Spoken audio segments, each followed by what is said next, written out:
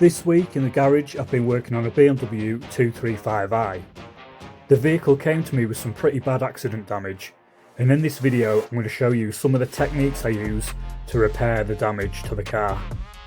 At the end of the video I'll also include some links to some of the products I've used. Let's take a look at the damage. As you can see straight away, the quarter panel is quite badly damaged on this one.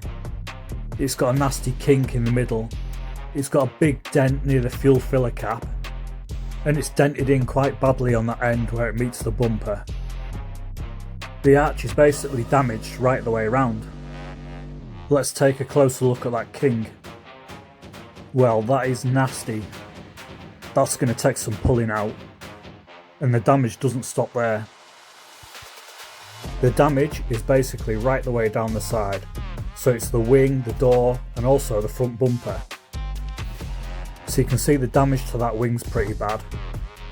Also the damage to the front of that door. And of course we've caught the front bumper as well. Before we start the work, we may as well go back and take another look at that rear quarter panel. There's that bad dent in front of the fuel filler cap. You can see there just how bad it really is. You can see how mangled that whole arch is, how badly kinked and creased it is. It really is quite badly dented. It's quite an interesting shape there as well. So that's the damage, let's get cracked on. I'm going to start the job by pulling the quarter panel out with a slide hammer.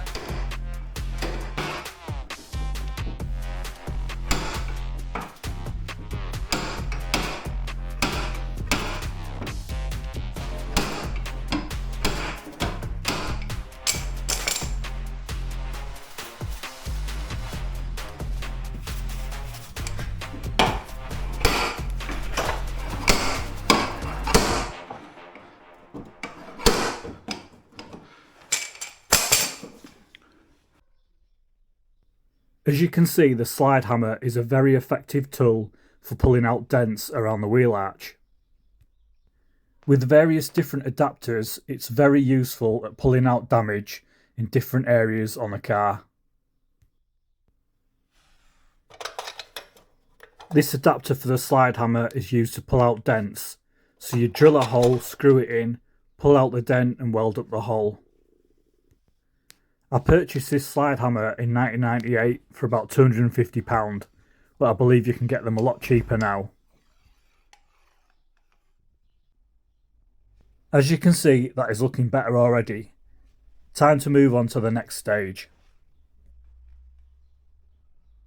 Just took the wing liner out so I can get behind that arch.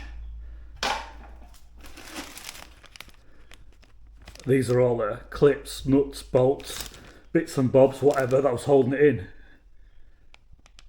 There's quite a few bits there. So at least now with that out of the way, I'll be able to get on the back of here to panel that straight, and also to get around this area here.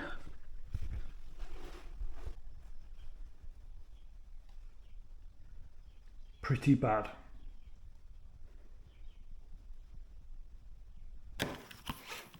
Now that I've got the quarter panel pulled out with a slide hammer, I'm going to strip off the paint with a poly strip wheel. I bought these poly strip wheels off Amazon, and I'll leave a link in the comments for these. These poly strip wheels are extremely effective at removing paint, and they don't cause damage to the panel.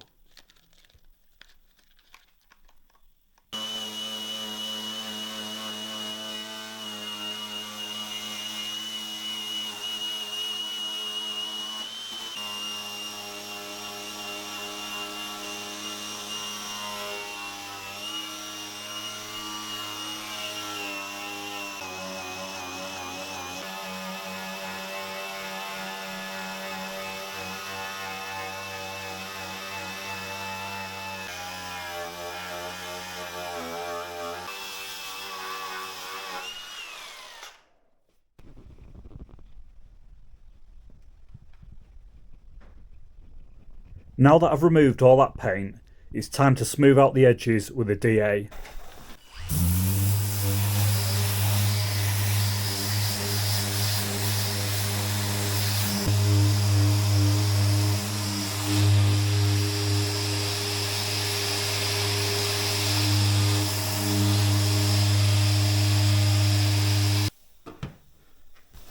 Now that the panel has been took back to bare metal, I'm going to use a weld-on dent puller this time to pull out the rest of the damage.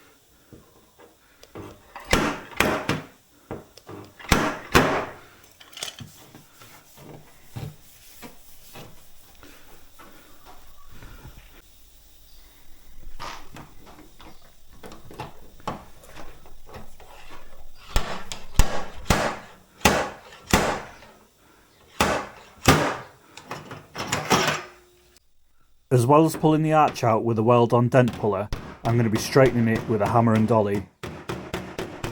The dolly is the lump of flat metal I've got on the back of the arch. Pressing the dolly on the back of the arch and hitting the front with a flat panel hammer takes the crease out. The panel hammer I'm using is a Sykes Pickavant, and I've had it since I was 16.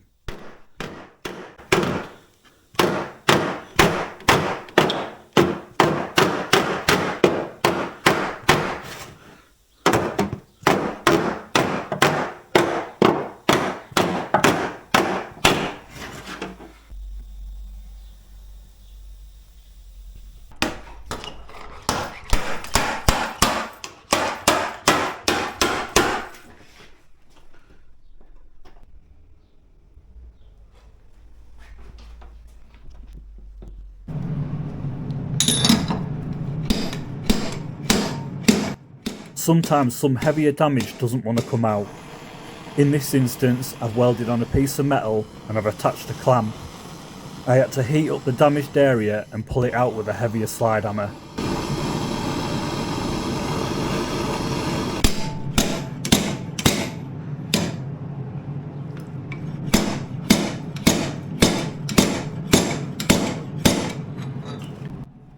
With all the damage pulled out, it's time to put some filler in.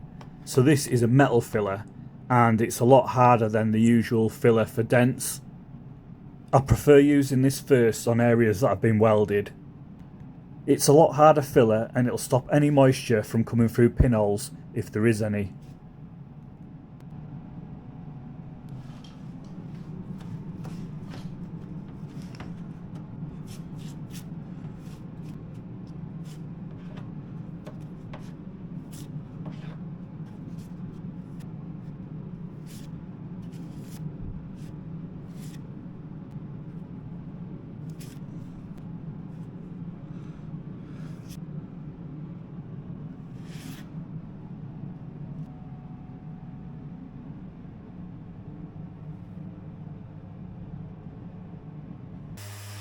I'm just knocking that back with a 120 grade disc on a DA.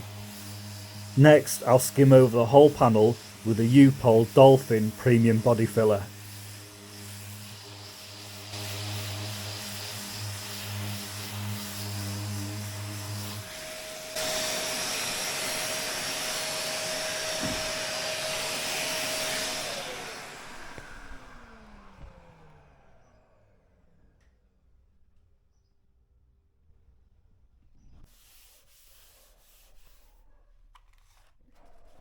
This is the U-Pole Dolphin premium body filler I was talking about, and as you'll see, the application is really good.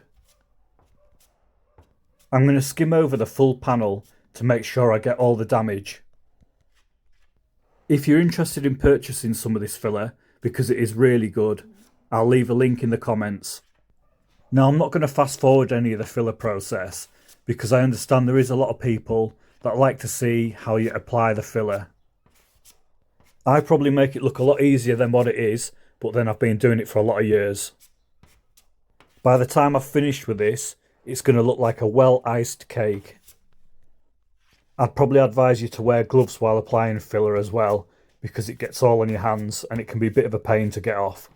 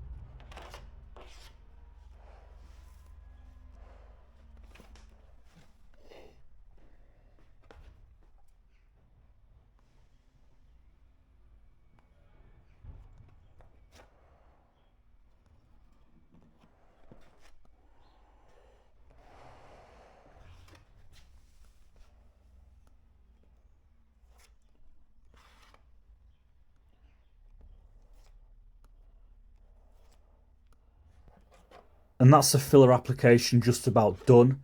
I hope it's been interesting to some of you, the process in how I apply the filler, and I hope you've got some tips out of watching this, how I've been putting it on.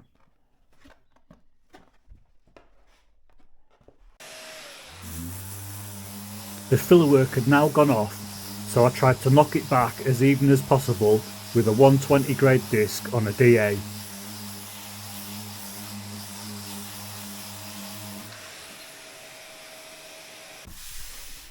When doing filler work, every now and again you should rub your hand over the filler to feel for any high or low spots. This is a long flatbed sanding block I'm using here, and this should be used on larger areas. I'm using this with a 120 grade production paper to knock the filler down. The block is connected up to a mercury extraction system to keep dust down to a minimum. You'll see I'm just checking with my hand over the filler work again to check for low and high spots. I'm applying an aerosol black spray paint here, and that's so I've got a guide coat. The guide coat is to help me make that body line over the wheel arch.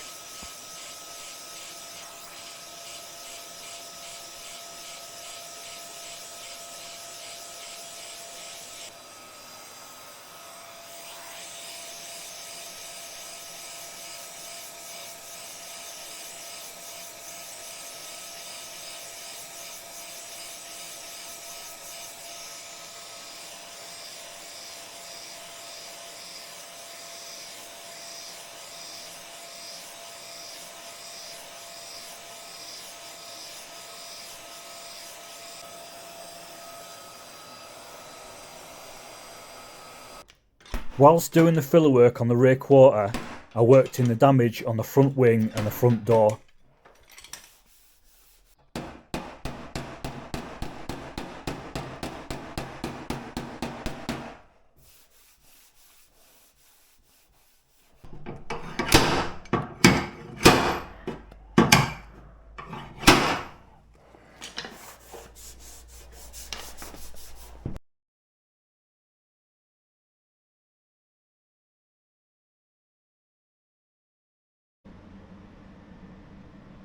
After spending many hours shaping the filler work, it was now complete. I masked up the car and it was ready for the next stage, and that was the primer.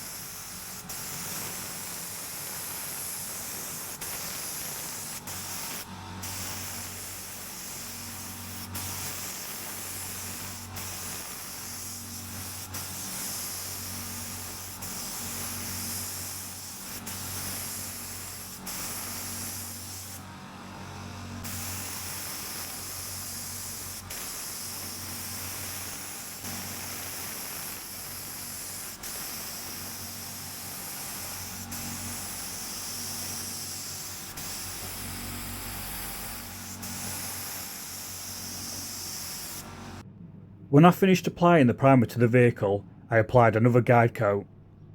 This guide coat is to help me gauge how far I can sand down the primer. Also, it will show any imperfections in the repairs.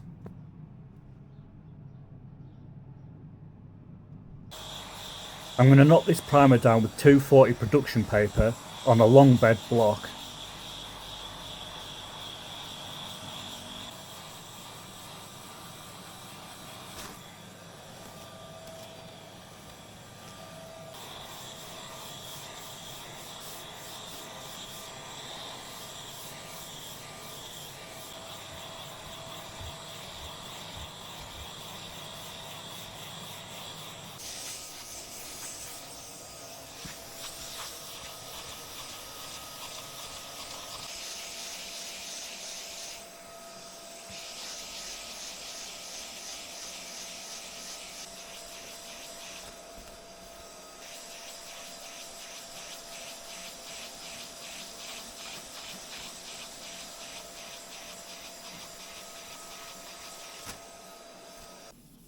Once the high build primer had been prepped up with 240 production paper, it was time to apply another guide coat. This guide coat was to finish off prepping the vehicle with 800 wet or dry.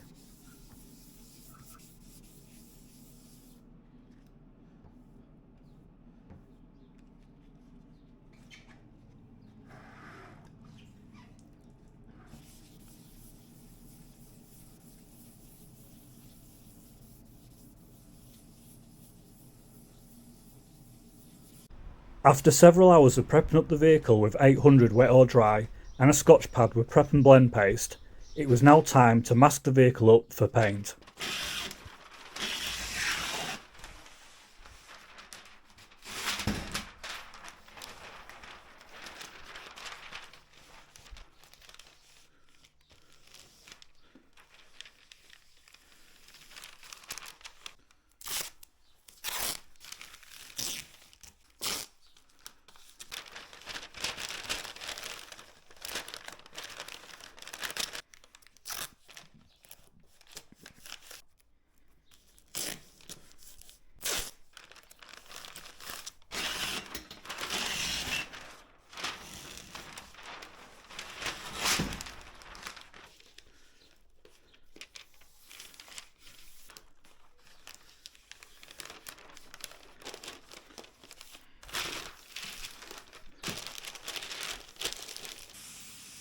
The vehicle was now all masked off.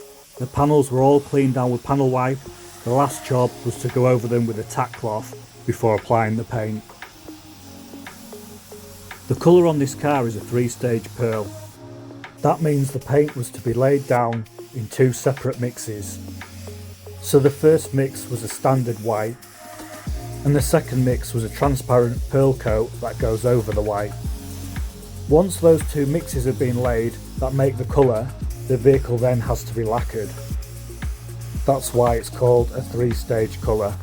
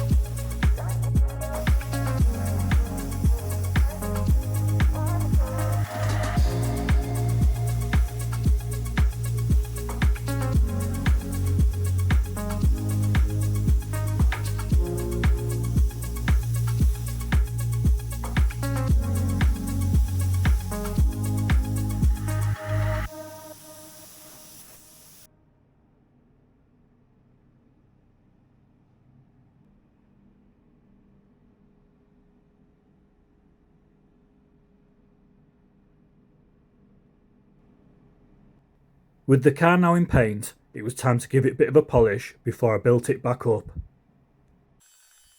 What I do at this stage is I wet flat all the panels with a 2000 grade wet or dry paper on a block.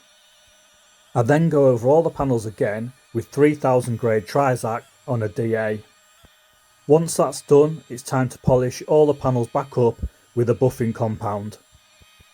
This is a very important stage in the finish and it takes several hours to do, but it's extremely important and mustn't be missed if you're wanting a good job. For your benefit and mine, I'm going to skip the full polish and I'm going to jump onto the rebuild. With the car all polished back up, it was time to get that rear bumper on and the rear lights back in.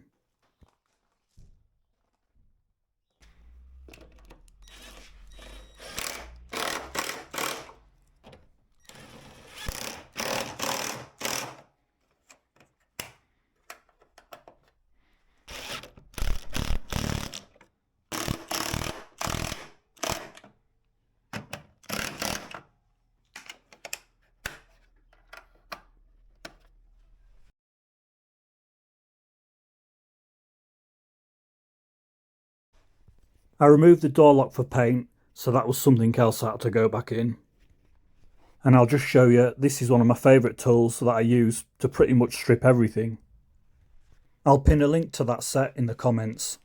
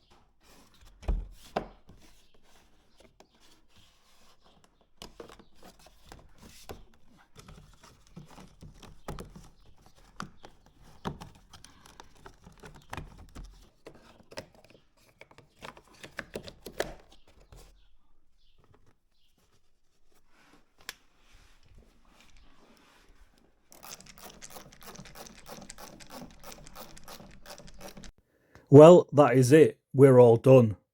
Let's take a look at the before and after.